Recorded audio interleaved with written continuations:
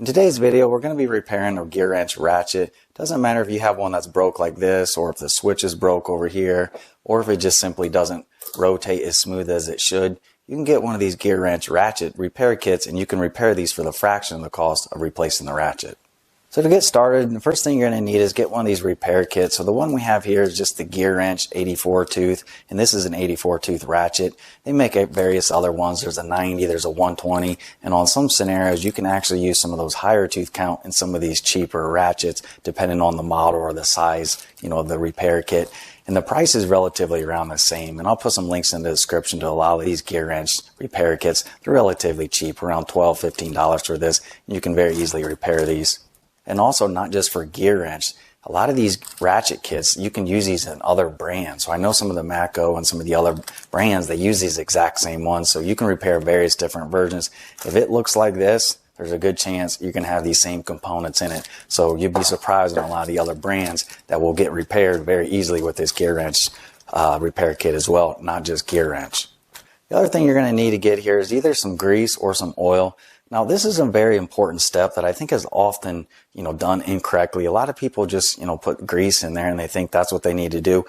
Only time you want to be using that Super Lube grade 2, which is essentially the version you see everywhere, that multi-purpose synthetic grease, that's an NLGI 2 grade. If you look at a lot of the grades that you're supposed to be using on these ratchets, it's a grade 0, which is on the lines of this oil over here.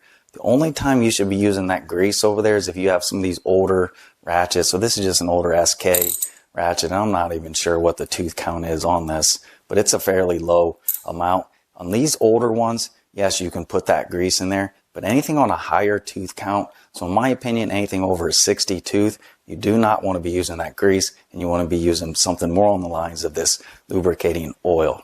And this 3-in-1 is one that I've used for a lot of my Gearwrench ratchets over the years, and it works great. Super Lube also makes a version of the lubricating oil as well, but again, it's not this grease. This 2 grade is actually thicker, and it'll gum up a lot of these floating Pawl ratchets anymore, and it's going to cause you nothing but problems. So again, make sure you're using the right lubricating oil or grease for your specific model. One other comment here real quick. I know if you get some of the Snap-on repair kits, they'll actually give you a little bottle of Super Lube.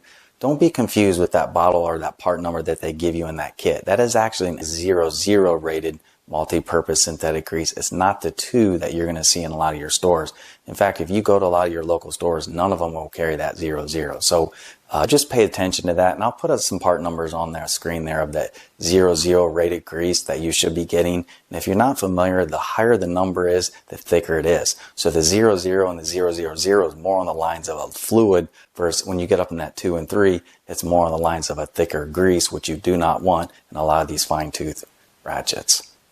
Moving on to repairing this. So first we need to remove our old setup here. I'm just going to be using a snap ring pliers here. If you don't have this, you can always use some tweezers or a couple screwdrivers or picks. Essentially all you got to do is just squeeze that little snap ring in there and remove it like that. Then you should be able to pull some of this out of here, and be very careful if you're going to be reusing some of this stuff, or if you're just getting this opened up because you're lubricating it and you're not actually repairing it with one of these repair kits. You obviously don't want to lose any of these springs or any of this stuff in here. So just be careful. In our scenario here, yes, we do have the different repair kit, but again, if you're reusing some of this stuff, just be careful to not have these springs or anything fall out of here. So we'll gently pull that out, and that's going to be the top piece. And then here's our piece that's broken on this one. And you're going to notice, and I'll show you this real quick here while I have this out. You see that little O-ring right there? So if I go like that and pull it out, on our new kit, we need to specifically make sure that our new one gets put in that exact same spot. So depending on which ratchet you're repairing, just pay attention to the little things like that so you make sure you're putting the new one in there correctly. Remove that. That's just a broken piece off of that. And you're going to notice that spring, and that spring is going to go right here on the side here. So we'll pull that out.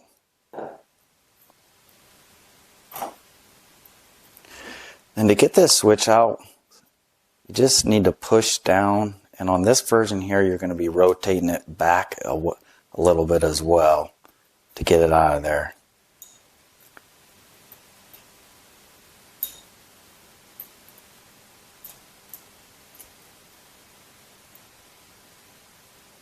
And you're going to also notice that there's a spring down in here as well. So as you're pulling that out, what you need to do is push down on that other spring. And when you do that, you should be able to come back over here on the other side. And you should be able to remove the switch as well. Just like that. Then come back over here. And we'll gently try to get that out of there. And those are the last two pieces right there. So now that's the full disassembly of our ratchet there. So the next thing we're going to do is we're going to clean this out. And on the directions there on this one here, they talk about using WD-40. I'm just going to be using this same lubricating oil that I have here. It does penetrate rust, as well. So I'm going to put a little of this in there. I'm going to clean that out.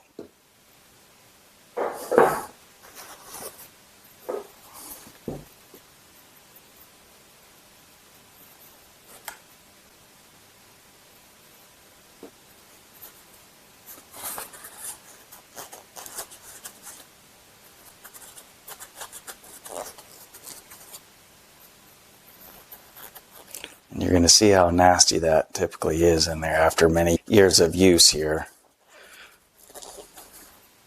So just take your time on this step and just make sure you thoroughly clean this out. Alright, so after you get it cleaned off, we'll just do one last lubrication in there. So just put a little bit of that oil in there and make sure you rub it around that entire inside there, including that little hole on the bottom there. Don't forget that. Then I'm just going to dump a little of this in here, because as I start assembling this, I'm going to just dip my hand in here and just kind of gently lubricate all of these pieces. So the first thing we're going to do here, is obviously compare your new to your old. Just make sure you're not missing anything. And again, if you have a different brand, you might see something slightly different, but just do a quick compare. Ours is the same tooth and brand, so there should be no surprises. Everything lines up perfectly here. So the first thing we're going to do here is make sure we install these O-rings. So you're going to take your switch, and I do have a little bit of that oil on my hand, and you want to make sure this gets installed and it gets fully seated on the bottom there.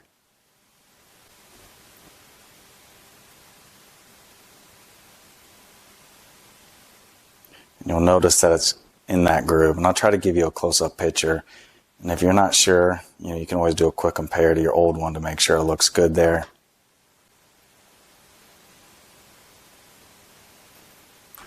Then we're going to do the same thing on this. So this one here is going to be the larger O-ring. So we'll get a little bit of that oil on our hand again here, and we'll also set this one in place as well. And this one isn't going to stay in there, so just make sure as you're moving this around that it does not fall out of there.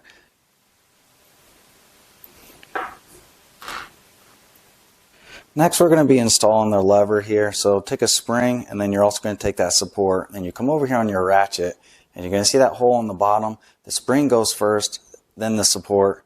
Then we'll thread this in on the back side. So first, we'll just take a little bit of this oil and just put a little on both of these parts here. And then that spring should go inside that support like that. Once you have it lined up there, again, spring side first, and it'll go down in that hole.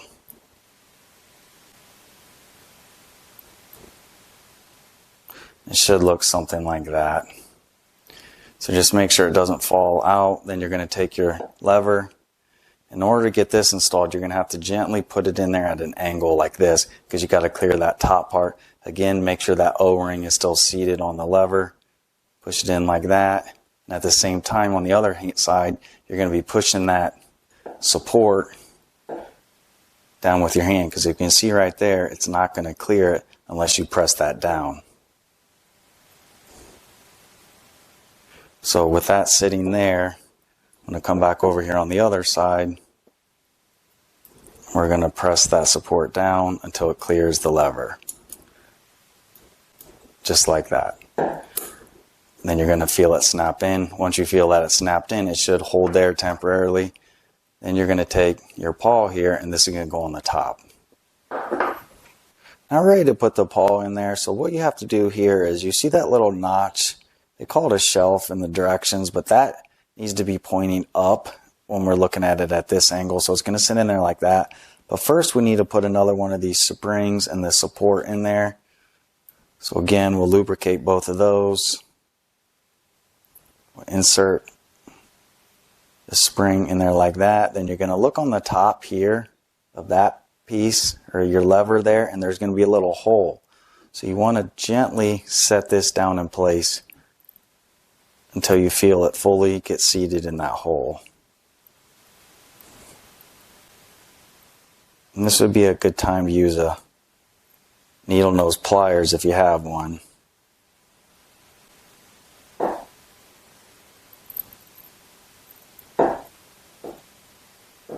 So then that's what it should look like once it's fully installed. And it's going to be, again, loose in there until you get the rest of this on there. So then take this piece, and then that is just going to get set in on the top.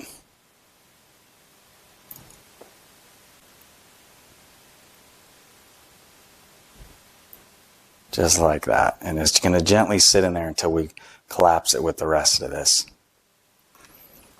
Then take this piece. Again, we'll take a little bit of that oil.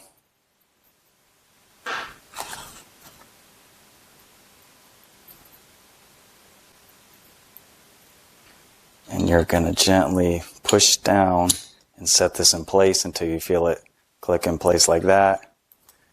Take your cover.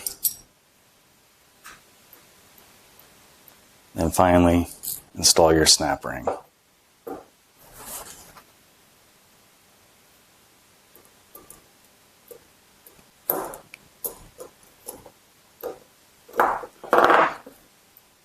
Just verify that that's fully seated and everything should rotate correctly. We'll come back here to make sure our lever works.